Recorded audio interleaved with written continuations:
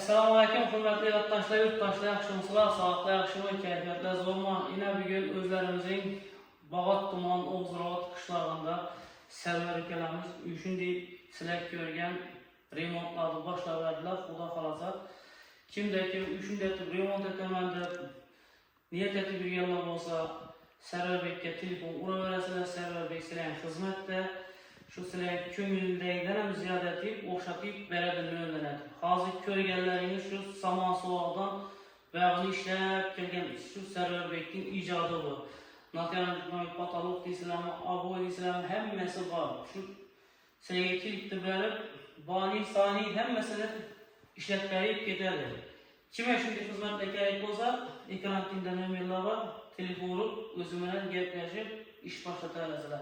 Yurttaşlar yaxşımısınlar? Masam üstləmə, xarmanla işlər yaxşıma üstləmə.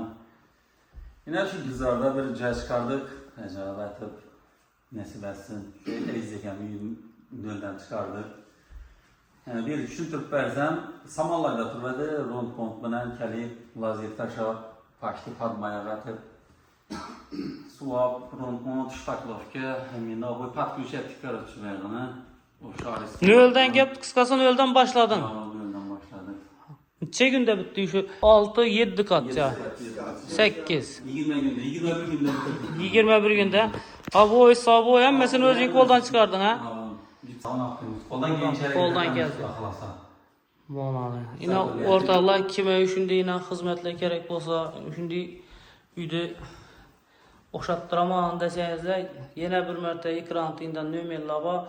Sərvərbəkə müracaat etəvərəsilə iş qılıb bəğından kirib, bəğından çıxıb silədin köngülləyizləydən həm ziyadə edib, işləb bəriyib getədir. Aşxananın içi, baninin içi, həmməsi qıladı bula işlədi. Əsə, körüb para verəsilə yenə bir mərtə. Əzizbək, qanı ustalan işi yaxdı mı, xaladın mı, özün nə deysən?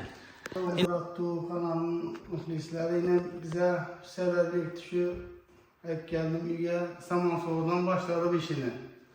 Saman soğudan başladı işgal etti gelip verdiğin işlerine yap yok. Narklamaların gelişilen halda bütün. Vanisi, koknisi hemmesinin işlerini çıkarıyıp ecabet kümüleyin yetip verdi. İşine dım zor. İşi zor, işine yap yok.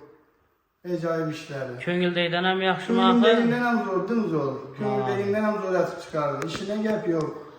Dım ecayip. Yine o ortalar körüb durğanlarınızı üye gəlsəm yine ustaladı. Aytıb tutdular köngüldeydən həm ziyadadır.